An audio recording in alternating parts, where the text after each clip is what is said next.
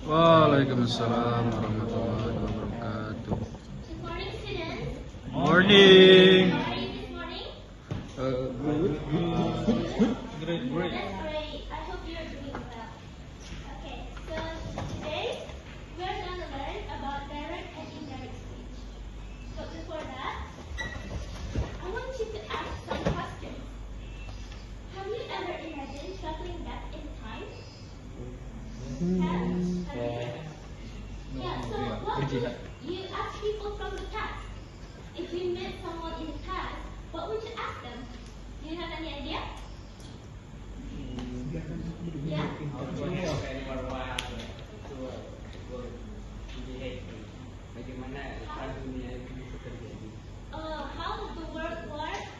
the world war has happened. Okay, so can someone repeat Jeremiah's question before? Okay. Yeah. How can world war happen? How can world war happen? Yeah. Okay, that is a good question. Now, what Jeremiah has said is called direct speech, because Jeremiah said the question, and then Alpha. Alfan restate the Jeremiah's question. Jadi dia mengulangi pertanyaannya dari Jeremiah. Nah, artinya itu adalah direct speech. Oke. Nah, jadi di pertemuan kali ini kita akan membaca cerita Time Travel Car. Jadi ada seorang perempuan namanya Monica.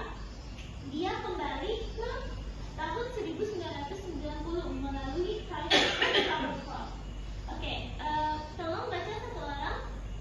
Sabrina. When Monica entered her house, the car stopped. She looked outside and it was a bright sunny day. Where am I? She thought.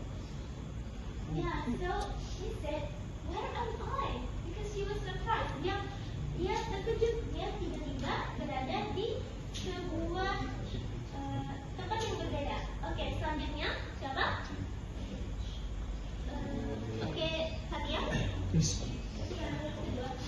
She got out of the car and realized that she was in a warehouse. Monica then walked outside the warehouse. She saw an old man sitting in front of a house reading a newspaper. "Excuse me, what place is this?" asked Monica. Okay, good. So Monica asked the person, a man with a newspaper yang sedang baca koran, "Excuse me, what place is this?" Okay, good. And then what else? Who wants to read this? Rival, please. Okay. You are in Banjarmasin. Say the man with a newspaper in his hand. Do you know Sate Merdeka? Would you tell me how to get there? My house is near the school, said Monica. Okay, good. Nah, jadi dan newspaper bilang kepada Monica bahwa dia sedang berada di Banjarmasin. Monica bertanya di mana Sate Merdeka. Very good. Nah, kata yang di dalam kurung, kata yang diucapkan oleh Monica itulah yang disebut dengan direct speech, karena dia mengucapkan langsung pertanyaannya. Jadi, do you know SMP Merdeka? Ini kata Monica. Nah, in a story, a character may ask something with quotation marks. Itu quotation marks? Tanda kutip. Tanda petik, ya. Ya, we call it a direct speech. Jadi yang di dalam tanda petik ini, yang tadi kita sudah baca, itu namanya direct speech. Nah, direct speech is used when we record someone's exact words. Jadi seperti yang dilakukan oleh Alvan tadi, dia mengulangi kata direct speech karena dia mengucapkan langsung pertanyaannya. Jadi, do you know SMP Merdeka? Ini kata Monica. Nah, in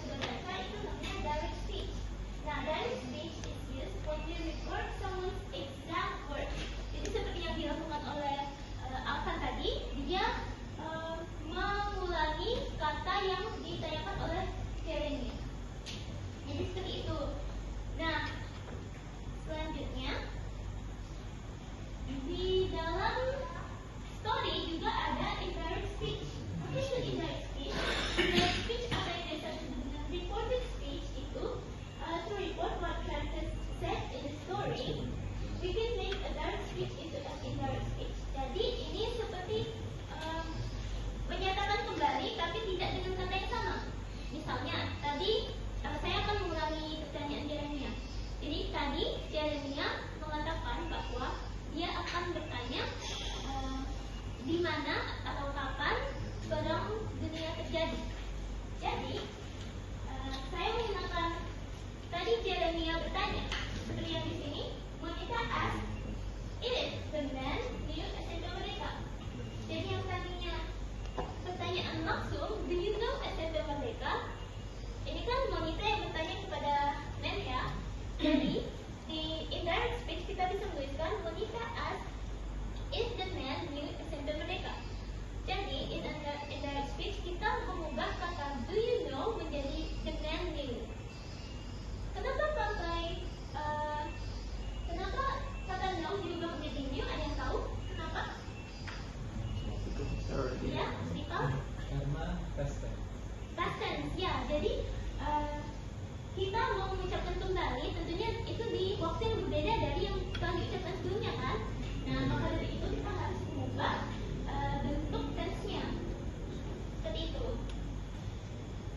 Nah, how to refer questions. Jadi yang sudah dilihat sebelumnya itu jika kita menggunakan yes or no questions. Apa itu yes or no questions?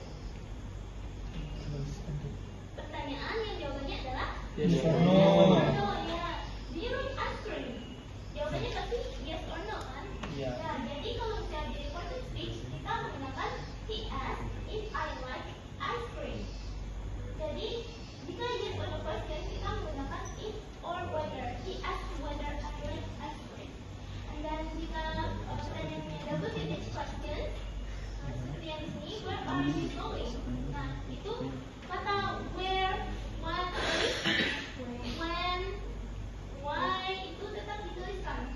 Jadi where are you going? She asked where I was going. Oke. Nah, ini contohnya. Can someone read this? Can anyone read this? Hafiz, ya? What date is it today? Now what day is it today? And then the indirect speech. Monica asked what date it was. Nah, apa perubahannya di sini? Ini ada today menjadi what day it was. Ini dari yang to be-nya is menjadi was karena past tense. Past tense. That's good. Oke. Nah, ini outline-nya. Siapa yang mau baca?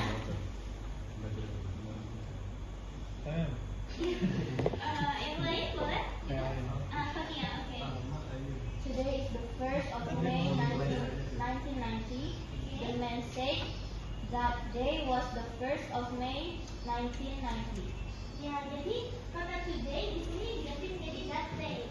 Karena di dalam indirect speech kita mengatakannya berbeda dari yang waktu kata outline-nya mengatakan hal tersebut. Oke. Good. Now. Nah, ini lagi. You are in Banjarmasin. Kepada siapa outline ini berbicara? Wanita, ya, that's salah. Jadi, jika kita ingin mengubahnya menjadi indirect speech, kita mengubah jadi the man said that she, karena she ini adalah wanita. Ya, she was in Banjarmasin. Jadi, apa saja yang kita ganti?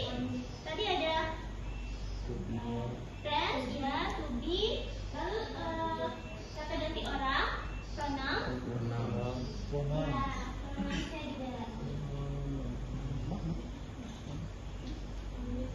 Nah, ini juga ada where can I buy this newspaper?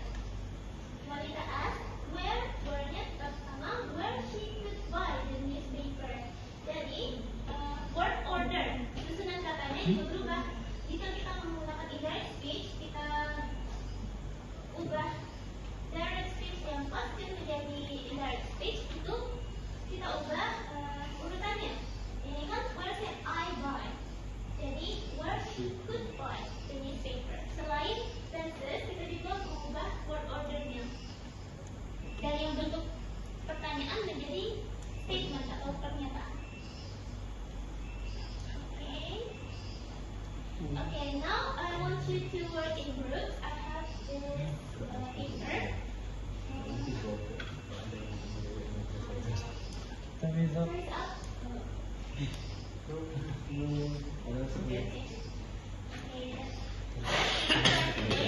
can do this at home, okay? Please.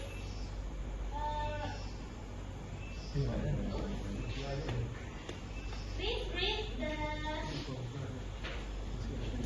the page 180 and do the worksheet there, okay? Okay, don't forget to submit your homework. Nanti jangan lupa dikumpulkan. Nah, terima kasih sudah menghadiri kelas ini. Ikut akhiri. Wassalamualaikum warahmatullahi wabarakatuh.